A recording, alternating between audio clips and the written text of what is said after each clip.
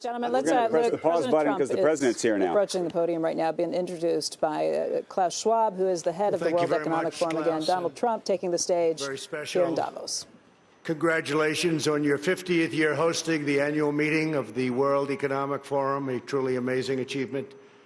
It's an honor to address the distinguished members of this organization for the second time as president. When I spoke at this forum 2 years ago, I told you that we had launched the great American comeback. Today, I'm proud to declare that the United States is in the midst of an economic boom, the likes of which the world has never seen before. We've regained our stride, rediscovered our spirit, and reawakened the powerful machinery of American enterprise. America is thriving, America is flourishing, and yes, America is winning again like never before. Just last week alone, the United States concluded 2 extraordinary trade deals, the agreement with China and the United States-Mexico-Canada agreement, the 2 biggest trade deals ever made. They just happened to get done in the same week.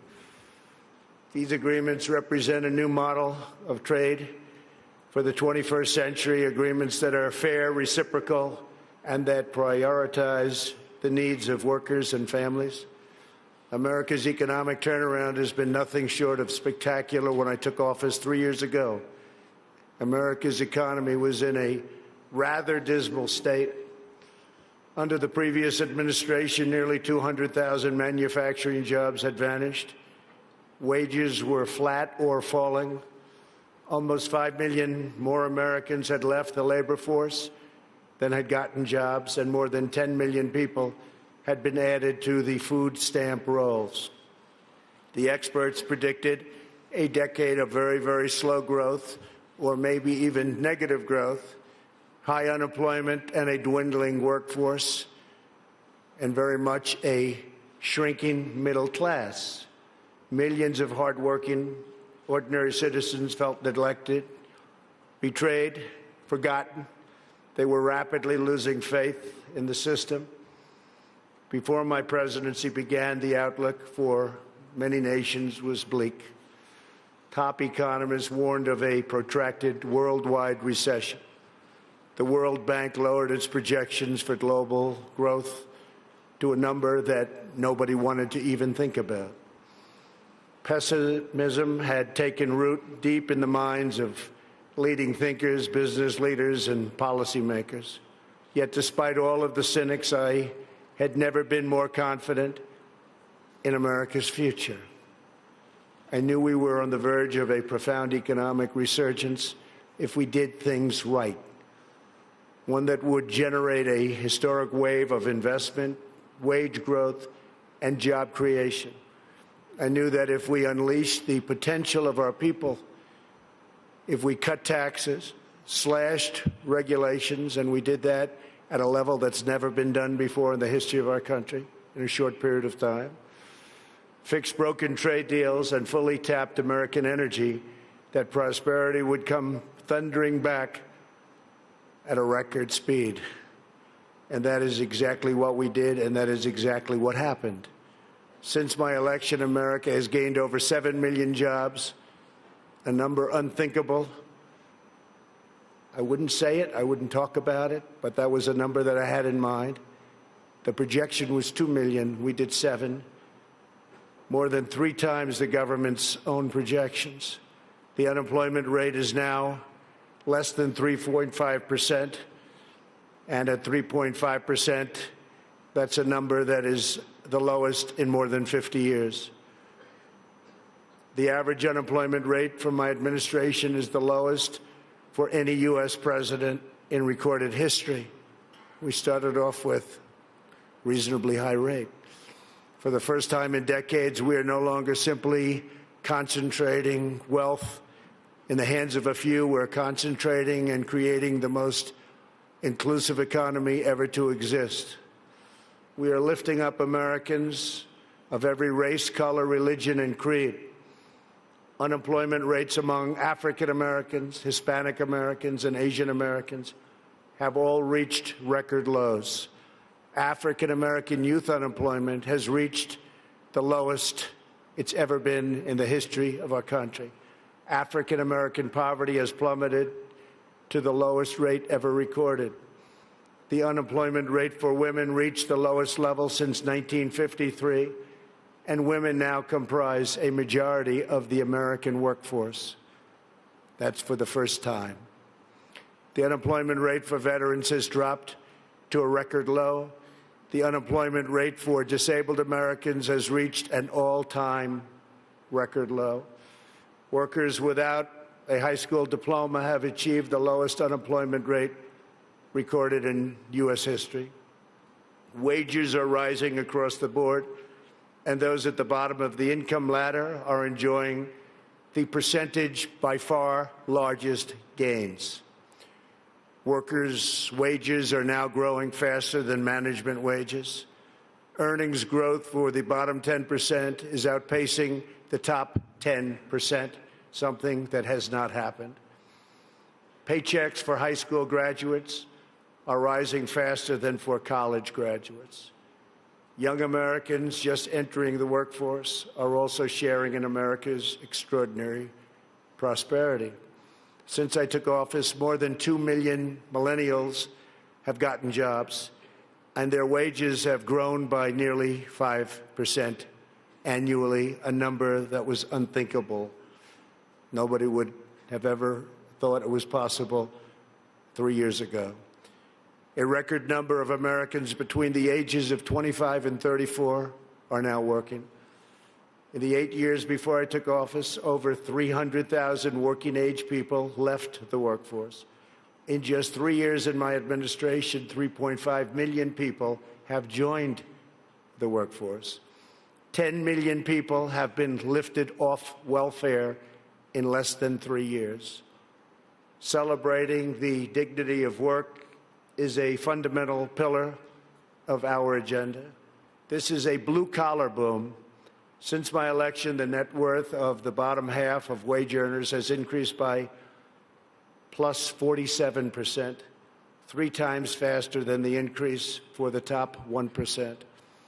Real median household income is at the highest level ever recorded. The American dream is back, bigger, better, and stronger than ever before. No one is benefiting more than America's middle class. We have created 1.2 million manufacturing and construction jobs, a number also unthinkable.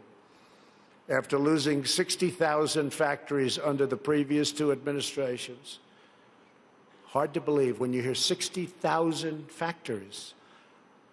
America has now gained, in a very short period of time, 12,000 new factories under my administration, and the number is going up rapidly. We'll be beating the 60,000 number that we lost, except these will be bigger, newer, and the latest. Years of economic stagnation have given way to a roaring geyser of opportunity. U.S. stock markets have soared by more than 50% since my election, adding more than $19 trillion to household wealth and boosting 401ks, pensions, and college savings accounts for millions of hardworking families. And these great numbers are many things, and it's despite the fact that the Fed has raised rates too fast and lowered them too slowly. And even now, as the United States is by far the strongest economic power in the world, it's not even close. It was going to be close, but a lot of good things happened to us and some not so good things happened to certain other places. They're forced to compete, and we compete with nations that are getting negative rates, something very new, meaning they get paid to borrow money, something that I could get used to very quickly. Love that. Got to pay back your loan? Oh, how much am I getting? Nevertheless, we still have the best numbers that we've had in so many different areas.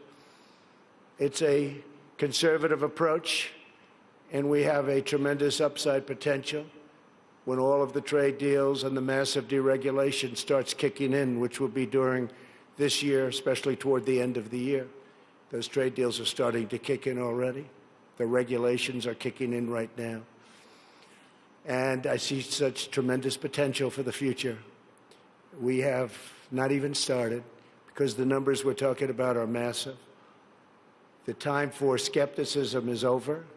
People are flowing back into our country. Companies are coming back into our country. Many of you who I know are coming back in with your plants and your factories. Thank you very much. America's newfound prosperity is undeniable, unprecedented, and unmatched anywhere in the world. America achieved this stunning turnaround not by making minor changes to a handful of policies, but by adopting a whole new approach centered entirely on the well-being of the American worker. Every decision we make on taxes, trade, regulation, energy, immigration, education, and more is focused on improving the lives of everyday Americans. We are determined to create the highest standard of living that anyone can imagine. And right now, that's what we're doing for our workers, the highest in the world. And we're determined to ensure that the working and middle class reap the largest gains.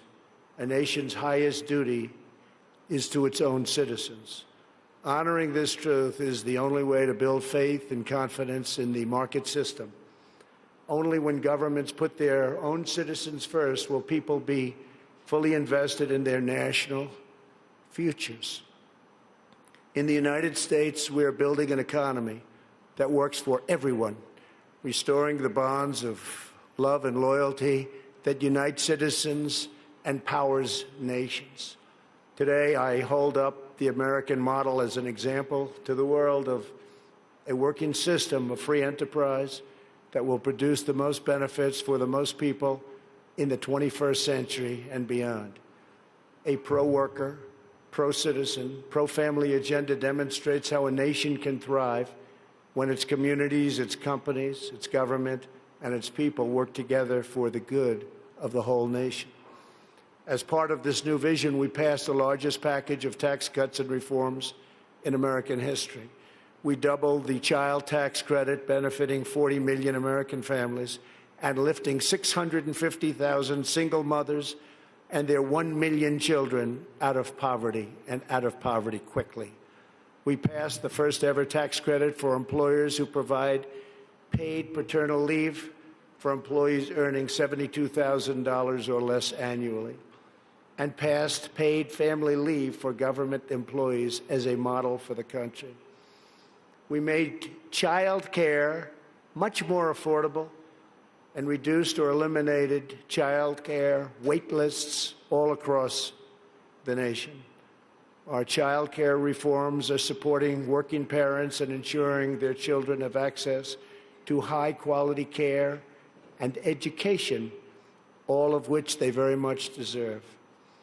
We lowered our business tax from the highest in the developed world down to one that's not only competitive, but one of the lower taxes. We created nearly 9,000 opportunity zones in distressed communities where capital gains on long-term investments are now taxed at zero, and tremendous wealth is pouring into areas that for 100 years saw nothing. The 35 million Americans who live in these areas have already seen their home values rise by more than $22 billion.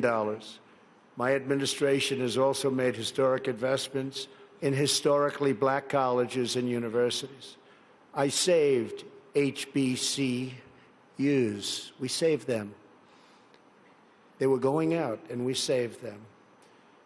We're removing roadblocks to success and rewarding businesses that invest in workers, families, and communities. We've also launched the most ambitious campaign in history to reduce job-killing regulations. For every new regulation adopted, we are removing 8 old regulations, which will save an average of American households about $3,100 per year. It was going to be for every one, we do 2, but we were able to lift that to 8, and we think that's going to go quite a bit higher. We still have a way to go. Today, I urge other nations to follow our example and liberate your citizens from the crushing weight of bureaucracy. With that, you have to run your own countries the way you want. We are also restoring the constitutional rule of law in America, which is essential to our economy, our liberty, and our future. And that's why we've appointed over 190 federal judges, a record, to interpret the law as written. 190 federal judges, think of that, and 2 Supreme Court judges. As a result of our efforts, investment is pouring into our country. In the first half of 2019, the United States attracted nearly 1/4 of all foreign direct investment in the world. Think of that. 25% of all foreign investment all over the world came into the United States, and that number is increasing rapidly. To every business looking for a place where they are free to invest, build, thrive, innovate, and succeed, there is no better place on earth than the United States. As a central part of our commitment to building an inclusive society, we established the National Council for the American Worker. We want every citizen, regardless of age or background, to have the cutting-edge skills to compete and succeed in tomorrow's workplace. This includes critical industries like artificial intelligence, quantum computing, and 5G.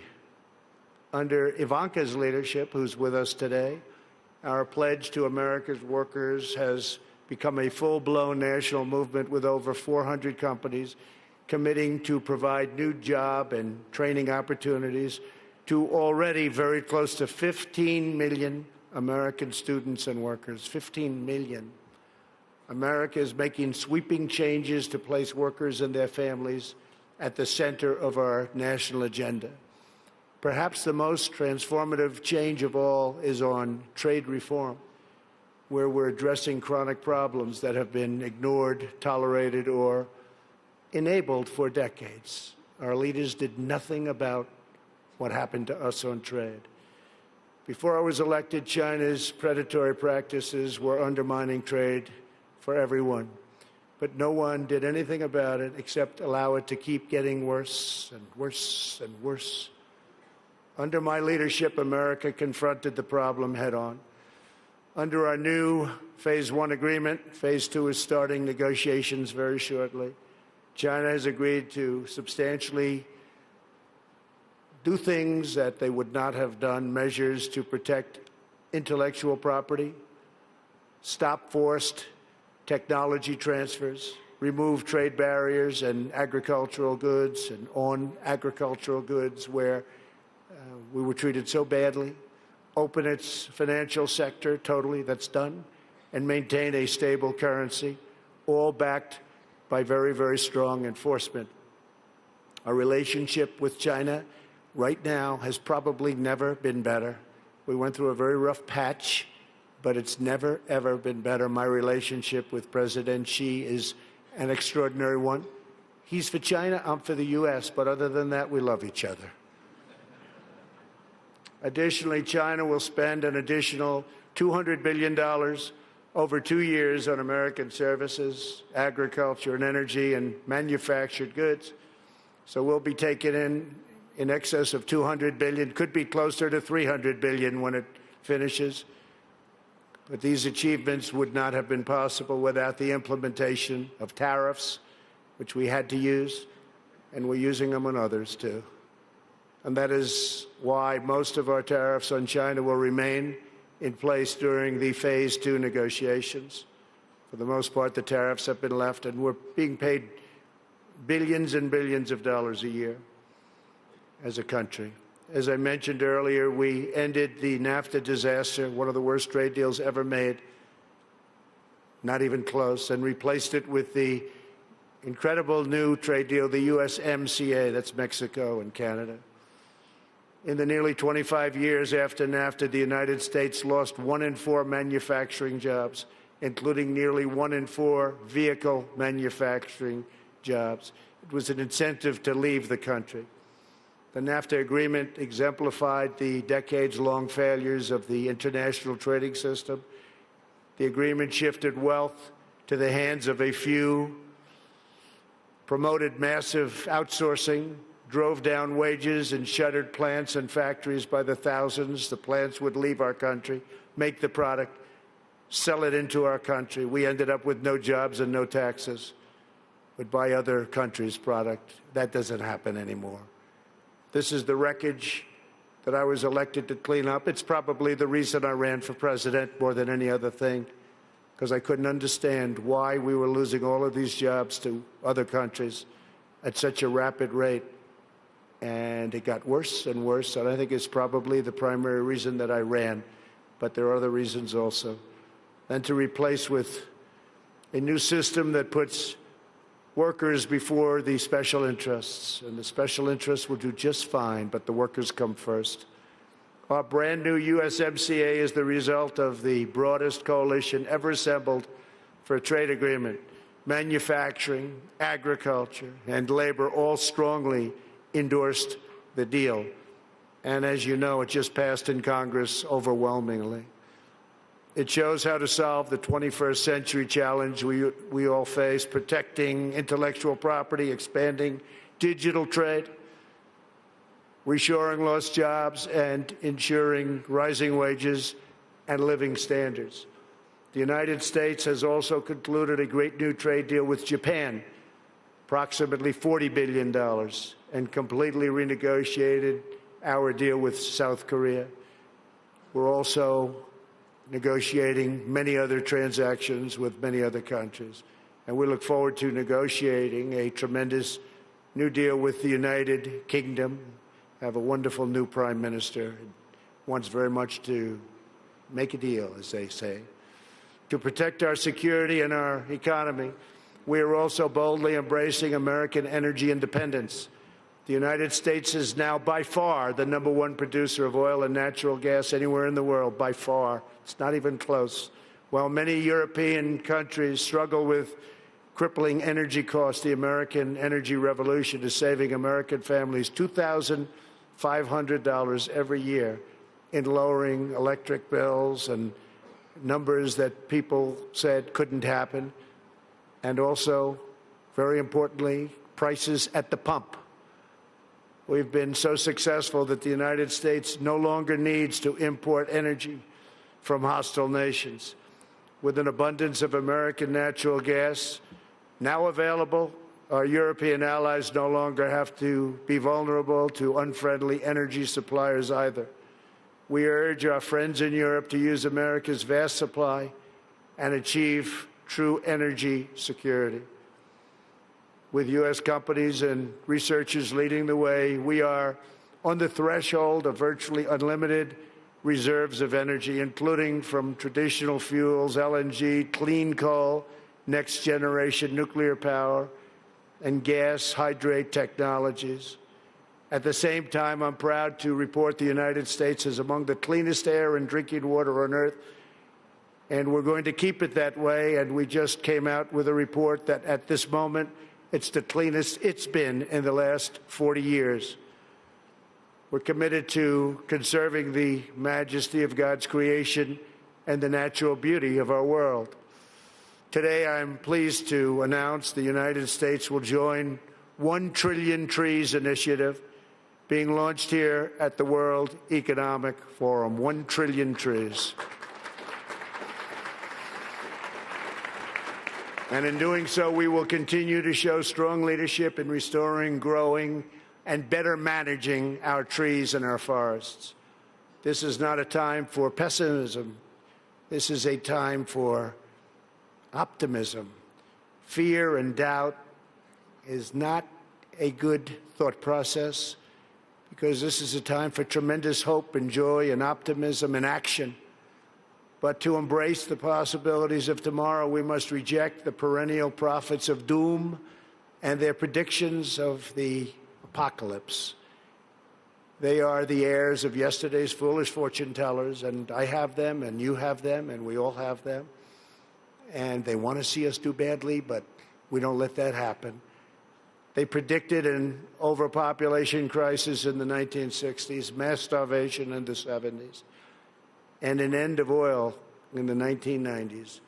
These alarmists always demand the same thing: absolute power to dominate, transform, and control every aspect of our lives. We will never let radical socialists destroy our economy, wreck our country. or eradicate our liberty. America will always be the proud, strong, and unyielding bastion of freedom. In America, we understand what the pessimists refuse to see, that a growing and vibrant market economy focused on the future lifts the human spirit and excites creativity strong enough to overcome any challenge by far. The great scientific breakthroughs of the 20th century, from penicillin to high-yield wheat to modern transportation and breakthrough vaccines, have lifted living standards and saved billions of lives around the world, and we're continuing to work on things that you'll be hearing about in the near future, that even today, sitting here right now, you wouldn't believe it's possible that we have found the answers. You'll be hearing about it, but we have found answers to things that people said would not be possible, certainly not in a very short period of time. But the wonders of the last century will pale in comparison to what today's young innovators will achieve, because they are doing things that nobody thought even feasible to begin. We continue to embrace technology, not to shun it. When people are free to innovate, millions will live longer, happier, healthier lives. For 3 years now, America has shown the world that the path to a prosperous future begins with putting workers first, choosing growth, and freeing entrepreneurs to bring their dreams to life. For anyone who doubts what is possible in the future, we need only look at the towering achievements of the past. Only a few hundred miles from here are some of the great cities of Europe, teeming centers of commerce and culture. Each of them is full of reminders of what human drive and imagination can achieve. Centuries ago, at the time of the Renaissance, skilled craftsmen and laborers looked upwards and built the structures that still touch the human heart. To this day, some of the greatest structures in the world have been built hundreds of years ago. In Italy, the citizens once started construction on what would be a 140-year project, the Duomo of Florence. Incredible, incredible place. While the technology did not yet exist to complete their design, city fathers forged ahead anyway, certain that they would figure it out someday. These citizens of Florence did not accept limits to their high aspirations, and so the Great Dome was finally built.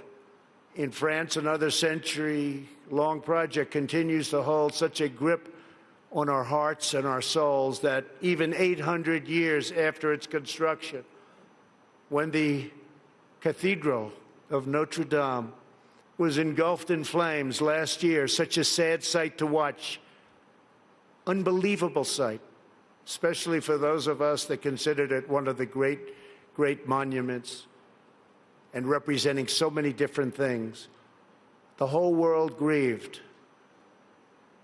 Through her sanctuary now stands scorched and charred, and a sight that's hard to believe. When you got used to it, to look at it now, hard to believe. But we know that Notre Dame will be restored magnificently. The great bells will once again ring out for all to hear, giving glory to God and filling millions with wonder and awe. The cathedrals of Europe teach us to pursue big dreams, daring adventures, and unbridled ambitions. They urge us to consider not only what we build today, but what we will endure long after we are gone. They testify to the power of ordinary people to realize extraordinary achievements when united by a grand and noble purpose. So together we must go forward with confidence, determination, and vision. We must not be timid or meek or fearful, but instead we must boldly seize the day and embrace the moment. We have so many great leaders in this room, not only business leaders, but leaders of nations. and some are doing such a fantastic job. We work together very closely. We will draw strength from the glories of the past, and we will make greatness our common mission for the future. Together, we will make our nations stronger, our countries safer, our culture richer, our people freer, and the world more beautiful than ever before. Above all else, we will forever be loyal to our workers, our citizens, and our families, the men and women who are the backbone of our economies, the heart of our communities, and the soul of our countries. Let us bring light to their lives one by one and empower them to light up the world. Thank you very much. God bless you. God bless your countries, and God bless America. Thank you. Thank you very much.